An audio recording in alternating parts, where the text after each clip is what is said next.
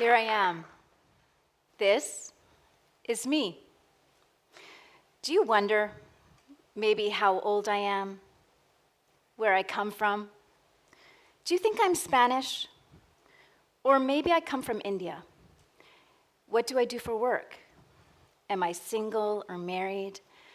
What does your first impression tell you? That maybe I have my life together enough to be standing on this stage, that maybe life hasn't thrown me too many curveballs, not too much adversity? Well, for those of you who are curious, I won't satisfy your curiosity just yet, but what I will tell you is stay curious. I encourage you to explore the wonder in life, to get to know people whose paths you cross beyond first impressions. Because when you do, you allow yourself to free your own voice, to share a bit of your own story, to question, to learn from others. And with childlike curiosity, if you do this, you can harness a superpower. Yes, a superpower, and it's called compassion. Because wonder and curiosity leads to compassion. And compassion has the ability to stamp out and heal the stigma surrounding mental illness.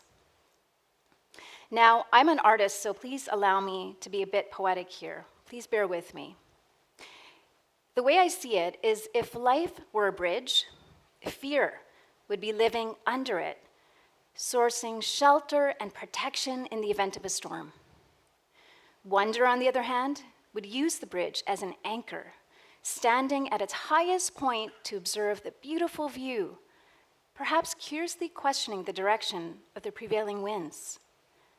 Now, many of us, we get stuck under the bridge, not knowing that just around the corner, there's a very short staircase, and it's called curiosity, and it leads us from the underside to the top of the bridge. The bridge's lookout. Now, to answer one question, I have experienced adversity. I got stuck under my bridge, but now I'm on top. And what I can tell you is the fear that I experienced was rooted in stigma and self-stigmatization. The staircase is short, but it took me 7 years to journey from the underside to the top of the bridge. And I'm here today to tell you why and how I climbed my staircase, so that I could share with you a beautiful, unobstructed, and wondrous view. At just 18 years old, I fell in love. He was the kindest, most curious, charismatic, intelligent man. He was an avid sailor, and he taught me about wonder. He convinced me to finally learn how to swim, jump on a sailboat, and cross the Pacific Ocean with him. I fell deeper in love with him. We got married, had kids, launched successful businesses and creative projects. In short, we had it all. But just 9 years ago, despite a healthy lifestyle and meditation, the anxiety that my husband lived with peaked and it spiraled out of control. This led to trials with medication, to therapy, and eventually hospitalization. His over-the-top anxiety led to what doctors called a major depressive episode. Sleepless nights turned into sleepless months, eventually taking the man that I knew and loved away from his own reality. He was released from the hospital in time to witness our youngest son's birth and to hold him in his arms. But just 2 weeks later, his mental illness would overtake him, leading to his suicide and leaving me with our 2-week-old newborn, our almost 2-year-old son, and a mother across the country who was living in her last days battling cancer. Now, this perfect storm, it came out of nowhere, but somehow I managed to stay curious to some events, like The outreach of friends, family, and complete strangers was an incredible display of the beauty in humanity. But you know, the thing that moved me and stuck with me after all these years was the time that people took to talk with me, to share their compassion, and to empathize, for they too were living with mental illness. Now, no one could understand how something like this could happen to my husband, of all people. Yet one by one, close friends started sharing their secret lives living under the bridge, confiding in me how they lived with a mental illness, discreetly, due to the stigma and for fear of being judged. Now, I couldn't believe this, because how could I have spent such close and intimate moments with these friends, yet not know what was going on in their worlds? I felt ashamed for not paying enough attention, for not being curious enough. But talking about their mental illness and their struggles, something happened to me. It's like my heart opened up and I felt more compassion for them. And in this space came greater understanding, less intimidation for them to share their stories. And I felt freer to share my voice. Unbeknownst to them, they were stoking me to learn more about mental illness. And they were holding my hand towards the staircase, towards the bridge's lookout. Because one foot in front of the other, I began to ask questions. One step, how? How could this have happened? Then 2 steps, why? Then longer strides, what if? And finally climbing, what would it be like if? Wonder began to emerge from my desire to see beauty in life again and to better understand. But less than 4 months later, I'd be blindsided by another storm, the death of my mother. 2 weeks after losing my husband, I moved our family across the country to introduce our newborn son to his dying grandmother. The days and the years that followed tested me. I retreated back under my bridge, not knowing what to tell my sons about their father. I lived in fear. How do you explain death to 2 very small children, let alone mental illness and suicide? I was fearful of how we'd be accepted into this new community due to the stigma surrounding mental illness. And I was overwhelmed by grief. But you know what? The steps were already set in motion. And I was motivated by my love for my son, so I kept asking questions, hoping one day that my understanding of mental illness and suicide could help them in their journey of loss and healing. You see, my son's sense of wonder was my driving force, and they became my teachers. I entered their world of wonder, and like playmates, explored their curiosity so that I could understand and answer their innocent, matter-of-fact questions surrounding such a hard and tragic subject. Now, I should mention that during this time, and only up until 2 years ago, I remained secretive about the nature of my husband's death. I was so fearful that someone would inadvertently tell my sons a warped version of how their father died, and I was determined to not let anyone or anything get in the way of the truth and of the trust that my sons had in me. So I remained silent until I could tell them the full story myself. As they grew older, I carefully unraveled the story of how they lost their father. You see, I could only explain to them what they could understand at each given age, and I drew analogies. At first, I told them that their father's brain got very, very sick. And when someone's brain and body gets very, very sick, you can die.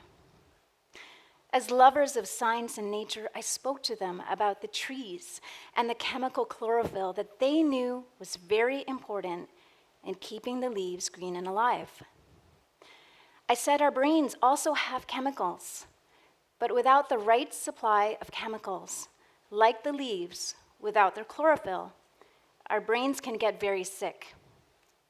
As they grew older and asked more sophisticated questions, I had no choice but to explain suicide to them. And this was the hardest day of my life. Once again, I leaned on analogies. I told them that our brains are very complicated, and like computers and technology, scientists are trying very hard to understand how they work. Our computer's hard drive or its brain can sometimes get a virus, right? And when it does, it starts to open up windows that maybe we didn't open up or shut down completely, all on its own. Now, we didn't command for the computer to do those actions. They just did, right? Well, your father's brain, while it didn't have a virus per se, it had an illness.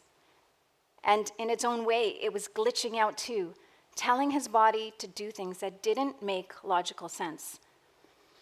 Hurting himself and causing his death was his very sick brain sending very mixed messages to his body to do things that he should have not been doing. He should have gotten help. I explained that mental illness is just like any other illness. It's like cancer, like heart disease or diabetes, in that people who have the misfortune of dying from these illnesses do not choose to leave their loved ones behind. Now, I hadn't realized that by not sharing my story, I was suffering. Because under the bridge, I lived in isolation, lacking connectedness and friendships. And even though I had a voice, I felt I had no voice. With my self-imposed inability to share my story, how could I relate to others? And this is what happens when you stifle your voice. I became physically weak. I caught pneumonia. I became pre-diabetic. I literally lost my voice. Singing and creating became incredibly hard to do. And while I was not diagnosed with having a mental illness, I certainly lived in a way that felt shut out. Similar, I imagine, to how the stigma surrounding mental illness can make those living with the illness feel. I learned firsthand how damaging it is to live without a voice, how counter-healing stigma is due to its tendency to isolate, preventing those who need help the most from actively seeking help due to the stigma. Now, the day that I shared the full story with my sons was the hardest day of my life, but it was also the most freeing because it was the day I resumed climbing my staircase once again. Finally, I felt I could be myself, unguarded, open, and honest. And when people asked about my husband, I didn't have to carefully construct an answer away from the truth. Once again, people started sharing their stories with me. I felt like I was offered a backstage pass into people's lives. Because of what I've been through and what I was open to sharing, they trusted me to see what went on behind the curated version of the lives that we all create for ourselves. My story became a link to their story, binding us in a rich and beautiful yet complicated tapestry of humanity. The more I shared, the more others shared. And the more united we became in our curiosity, in our quest to better understand and to source beauty. Wonder reappeared, and I was becoming healthy again, and fear was transforming from the scary what-ifs to the more helpful and hopeful. What if things could be like this? And this is what happens when you free your voice. Life connects, it becomes meaningful. It's like you're given a second chance to live the dream you've always dreamt for yourself. I began wondering about all the things that make life beautiful. My children's mischievous giggles, opening up my guitar case only to learn that a song was waiting for me to write it.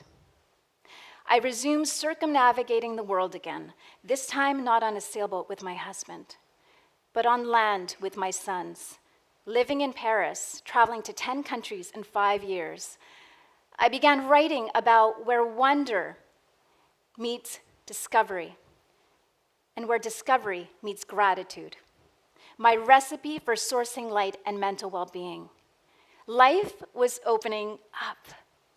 And still I wondered about that link.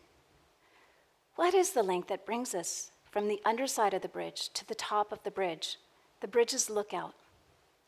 What can guide us from the more fearful questions around stigma to the more curious questions behind wonder?